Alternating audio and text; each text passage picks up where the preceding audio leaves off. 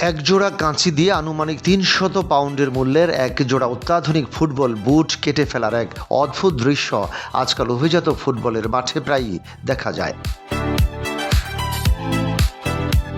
ইউরোর মঞ্চে পর্তুগালের winger Pedro নেতো যখন স্পেন বিপক্ষে মাঠে নেমেছিলেন, তখন তার বুটের পেছনের অংশটি ইচ্ছাকৃতভাবে কেটে ফেলা অবস্থায় দেখা গিয়েছিল।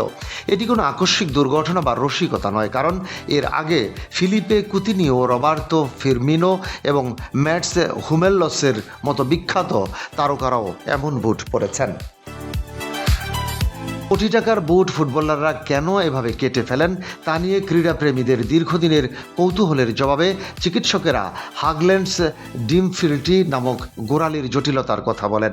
চিকিৎসা বিজ্ঞানীদের ভাষায় হাগল্যান্ডস ডিফর্মিটি হলো মূলত ফুটবলারদের গোড়ালির হাড়ের পেছনের অংশে তৈরি হওয়া একটি অতিরিক্ত উঁচু বা বাড়তি হাড়ের সমস্যা, যেখানে অ্যাকিলিস টেন্ডন হিলের হাড়ের সঙ্গে যুক্ত থাকে। ঠিক সেখানেই এই বাড়তি অংশটি অবস্থান করে, যা সাধারণ সময়ে কোনো সমস্যা তৈরি করে না।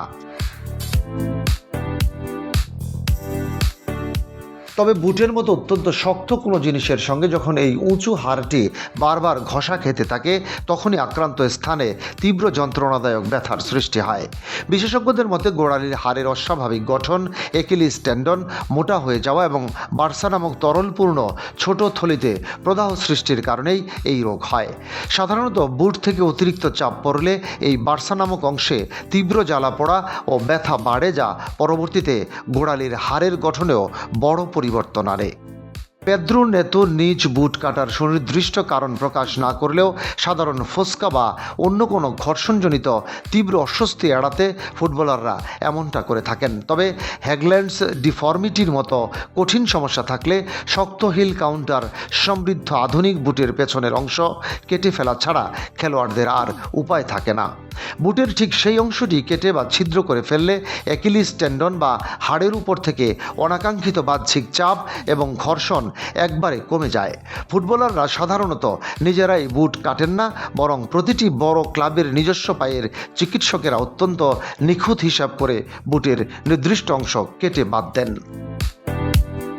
চিকিৎসকদের মতে গোড়ালিতে একবার এই বাড়তি হাড় গজিয়ে উঠলে জটিল অস্ত্রোপচার ছাড়া তা চিরতরে পুরোপুরি দূর করা কোনোভাবেই সম্ভব নয়। তাই সাময়িক ও প্রাথমিক চিকিৎসা হিসেবে আক্রান্ত স্থানে প্রদাহ কমানো এবং বিশেষ ব্যায়ামের মাধ্যমে মাংসপেশির শক্তি বাড়ানোর চেষ্টা করা হয়।